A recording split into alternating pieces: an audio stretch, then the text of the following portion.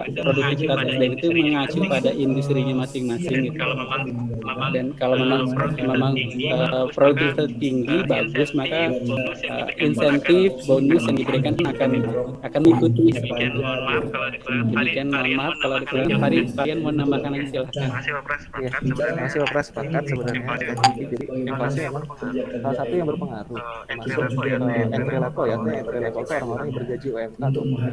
Nah, di gaji UMK UMR itu biasanya kan kenaikan gaji setiap tahunnya akan mengikuti inflasi yang sudah ditetapkan oleh pemerintah. Nah, biasanya kenaikan gaji itu akan mengikuti inflasi terlebih dahulu kenaikannya. Kenaikannya setiap tahun. Nanti mengikuti inflasi, nah nanti diikuti dengan kinerja, penilaian kinerja. Nah, apa namanya, bahan penopang penilaian kinerja apakah dia menyatakan perform, kalau menyatakan perform berarti sesuai dengan bobot dan lain-lain, apakah dia naik berapa persen kenaikan selanjutnya gitu. Jadi pasti kalau di beberapa perusahaan yang sudah saya tempati, inflasi itu salah pertama yang akan diperhatikan oleh HR gitu ya, melihat dari keputusan gubernur misalkan terkait dengan inflasi dan kenaikan UMK ataupun UMR. Nanti akan ada kenaikan lagi setelah ada performance review. Seperti itu sih di pengalaman saya. Sebagai alumni kami yang ditugaskan menjadi ketua partai Enggak Pak, saya setuju ya, memang inflasi itu juga mempengaruhi dengan gaji dan juga harian nih. Memang biasanya juga hanya gaji pokok saja, tunjangan tidak mengikuti inflasi kalau di saya. Tapi memang kalau gaji pokok mengikuti inflasi. Gimana Teh Fungki? Mantap ini menaikkan gajinya. Mudah-mudahan nanti ada perbaikan di matriks gaji di startupnya. Oke ya. Amin.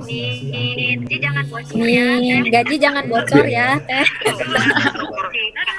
Biasanya ada struktur skala upah Teh Pungki setiap perusahaan. Iya, jadi struktur skala upah setiap grading stability kemudian interval dan alumni kami itu oleh HR. Ada panduannya juga di sana. Ada panduannya juga di sana, juga ada panduannya sebenarnya secara normatif, nanti yang bisa dikembangkan di perusahaan masing-masing untuk matriks struktur skala upah atau matriks upah. menjalankan amanah yang Jangan sampai ada biar nggak sisirikan. Betul. Kurang bersyukur aja. Atau jadi kurang bersyukur jadinya salah satunya ya. Pusing. Sama Aku suka bocor terus. Pusing. Nggak apa-apa, kan saling kepo itu wajar. Mas legowo tapi. Bu Artarina izin nanya terkait di apa tuh silabus PowerPoint. Ini saya ingin lebih tahu terkait dengan kendala penilaian kinerja karyawan, terutama di ambiguitas dan efek halo dan efek itu gimana Bu ya? Sama seperti tadi ya, mungkin karena efek ambiguitas dan efek halo kita kan mengukur tadi kalau misalkan di bidang yang non manufaktur jadi tingkat subjektivitasnya tinggi, jadi agak susah kan nih gimana kita merumuskan atau membuat dari suatu penilaian yang intangible jadi ada bisa dinilai angka tertentu. Sama efek halo tuh sebenarnya kan kayak kita melihat sebenarnya karyawan tersebut tuh benar nggak sih apa bias penilaiannya tuh didasarkan satu aspek, kita membuat satu aspek nih, tapi bisa benar nggak sih kita membuat si aspek-aspek tersebut. Nah biasanya sih terjadi kalau kendala-kendala penilaian kinerja ini di bidang-bidang yang tadi ya, yang bentuknya mungkin pelayanan, yang intangible itu maka terjadi banyak tingkat subjektivitasnya yang tinggi. Karena kalau tadi yang bentuknya bidangnya manufaktur mungkin lebih agak mudah untuk kita buat penilaian kinerjanya. Cuman kalau kendala-kendala ini lebih banyak mungkin kalau dirasa berdasarkan jurnal-jurnal yang ada nih yang pernah saya baca terjadi di bidang-bidang yang non manufaktur atau bentuk pelayanan atau yang tingkat tadi kayak di bank apa yang tingkat subjektivitasnya bisa tinggi, jadi bisa ambigu. Kita banyak ambigu multi tafsir ya, tafsir jadi susah gimana nih nilainya benar nggak ya gitu. Jadi ya tingkat subjektivitas yang tinggi. Balik lagi mungkin kalau kita di bagian apa walaupun itunya juga penilaian dari bisnis unit kita target, tapi misalkan rancangannya kita serahkan ke SDM, mungkin ada tetap ada evaluasi ya untuk penetapan KPI. Nggak mungkin KPI yang dipakai setiap tahun sama, atau pasti kan ada perubahan-perubahan atau evaluasi dari KPI yang ada. Bisa aja kan mengikuti perubahan segala macam. Dulu mungkin targetnya cuma 100, tapi tahun ini jadi 200, dan mungkin poin-poin yang lainnya juga kan bertambah. Dulu mungkin aspek aspek komunikasi tidak dinilai, tapi mungkin nanti bisa dimasukkan. Mungkin itu tapi lebih jelas mungkin ada di bukunya Gary Desa tuh kayak lebih jelas itu, nanti ada seperti contoh kasus aja kita kebayang apa sih kendala-kendala dari penilaian kinerja. Tapi mudah-mudahan sih tetap ada kita di bagian SDM ada evaluasi dari si KPI itu sendiri. Seperti itu. Perjalanan kita Enggak, Pak Ibu. Dakwah menjadi aktivis mahasiswa Apa tuh? itu Pak Cancan. Namanya yang mana nih? Pak Cancan ada? Sebelum dia kayaknya.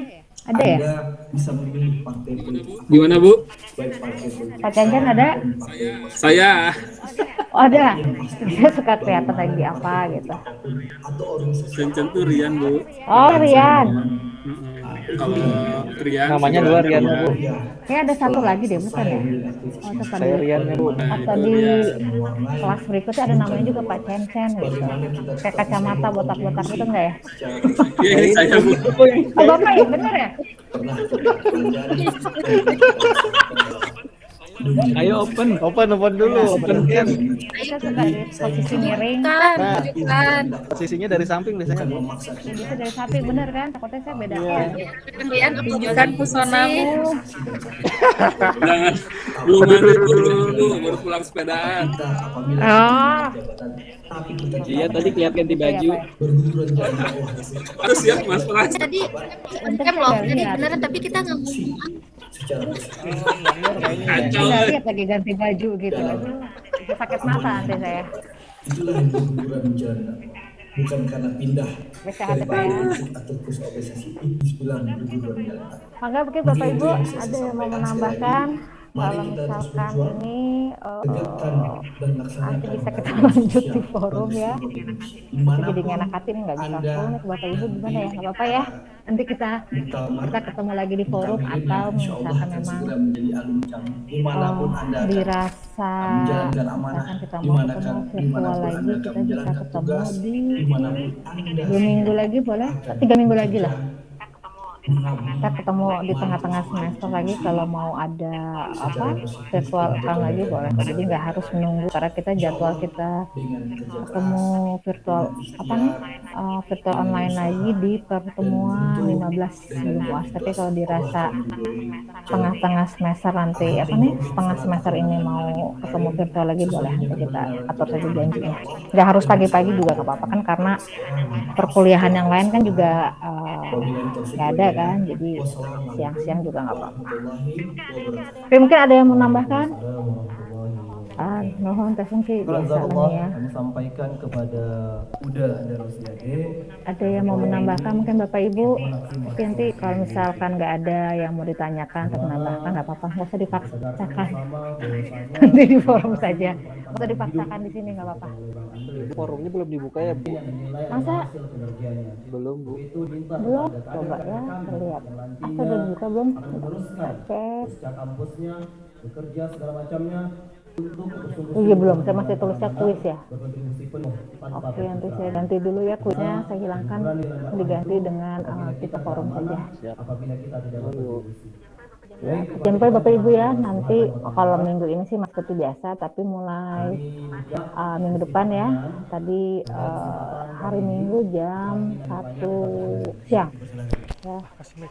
Jam 1 siang berarti kalau di Timika itu jam 3 tuh Pak Kang Faisal, pas lah. Siap Bu. Jadi bisa ganti dengan forum. Nanti kita bisa lanjut di forumnya.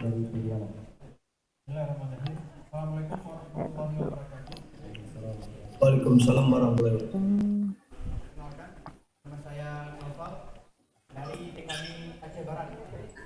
Oke, berarti